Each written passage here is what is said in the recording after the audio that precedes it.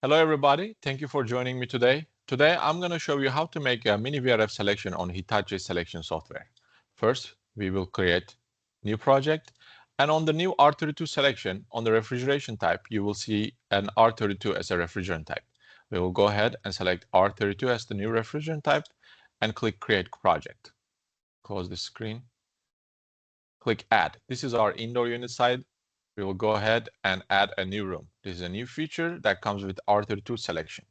So for this room, we will call it meeting room. And we will say it's 500 square feet. And the effective height, we will say 8 feet. So if you're not sure how to select effective height of your unit, you can always click here, see the guidance of how to select effective height for various units and various orientations. So we will say add room. Now we've added our meeting room, and we will select our indoor unit, 4-way cassette. And for this unit, instead of doing an auto selection based on the design temperatures, I'm going to go ahead and do a manual selection, and I'm going to assign 12,000 BTU 4-way cassette to this meeting room, and I will click add unit.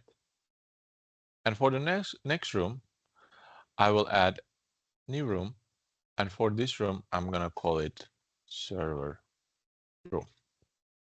And I will make this room fairly small, 20 square feet. Installation height is going to be 8 again, and I will add this room.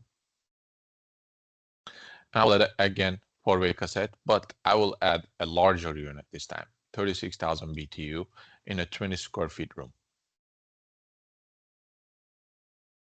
Now we've added both of our rooms. I'm going to go to outdoor unit, add an outdoor unit, go on heat pump unit, and select a mini-vrf unit. For the vertical separation, I'm going to put 0 feet, and I'm going to add this indoor unit.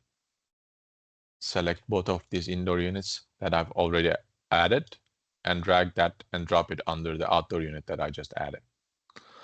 Now our system is validated. I'm going to go ahead and go to piping. Click on the outdoor unit, hit generate the selection, and I'm going to start entering my piping lengths. For the first segment, I'm going to enter 20 feet. For the next segment, I'm going to enter 50 feet. And for this segment, I'm going to enter 60 feet. And I will validate. As you can see, we are having some issues. You can see here our releasable charge levels. This is something new that comes with A2L refrigerants such as R32. The software is now displaying the releasable charge level for each room that you've added. You click here.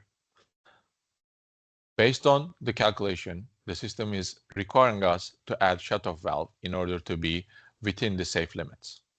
So in order to add shutoff valve, we'll click here.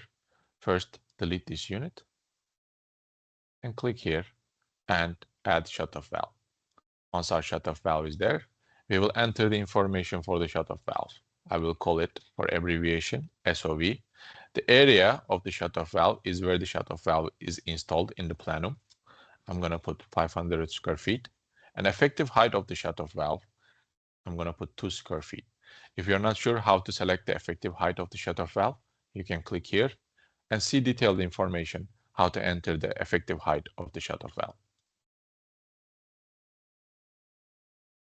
And then click on the shutoff valve itself and add the indoor unit. And for this segment, I'm going to enter 20 feet. For this segment, I'm going to enter 40 feet.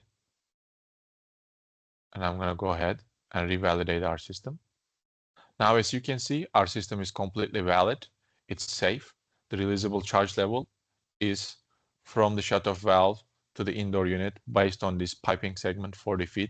The system automatically calculated the releasable charge level as 4.95 pounds and is completely safe to install this system as is.